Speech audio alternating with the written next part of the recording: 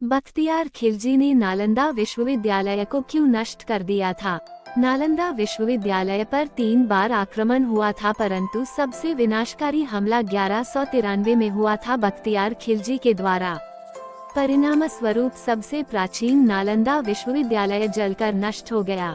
आइए इस लेख के माध्यम से अध्ययन करते हैं कि कैसे नालंदा विश्वविद्यालय का पतन हुआ और इसके पीछे क्या कारण थे।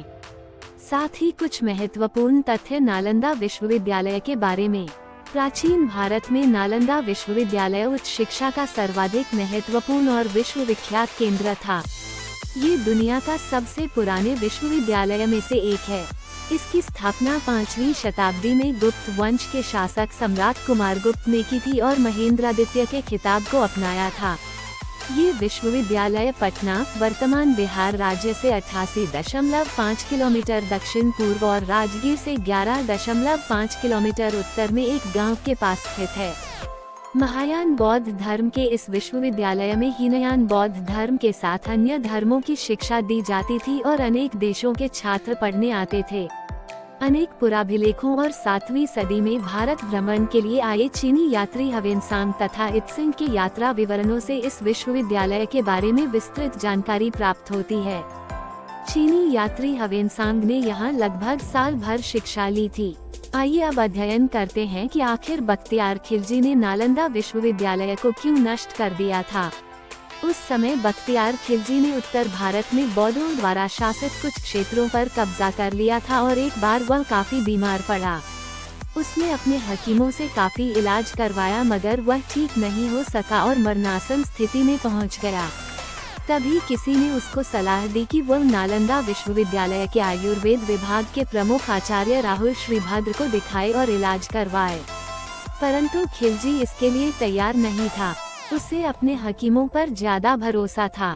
वो यह मानने को तैयार नहीं था कि भारतीय वैद्य उसके हकीमों से ज्यादा ज्ञान रखते हैं या ज्यादा काबिल हो सकते हैं। लेकिन अपनी जान बचाने के लिए उसको नालंदा विश्वविद्यालय के आयुर्वेद विभाग के प्रमुख आचार्य राहुल श्रीभद्र को बुलवाना पड़ा। फिर बख्तियार खिलजी ने वैद्यराज के सामने एक अजीब सी शर्त रखी और कहा कि मैं उनके द्वारा दी गई किसी भी प्रकार की दवा नहीं खाऊंगा। बिना दवा के वो उसको ठीक करें।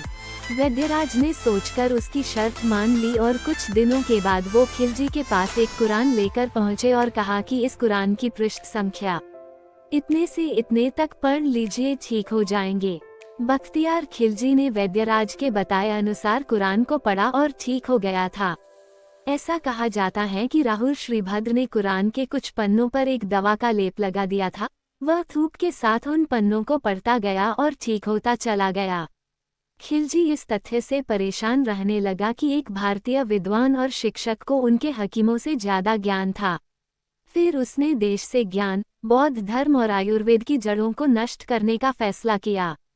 परिणाम स्वरूप खिलजी ने नालंदा की महान पुस्तकालय में आग लगा दी और लगभग 9 मिलियन पांडुलिपियों को जला दिया। ऐसा कहा जाता है कि नालंदा विश्वविद्यालय में इतनी किताबें थीं कि वह 3 महीने तक जलती रहीं। इसके बाद खिलजी के आदेश पर तुर्की आक्रमणकारियों ने नालंदा के हजारों धार्मिक विद्वानों और भिक्षुओं की भी हत्या कर दी।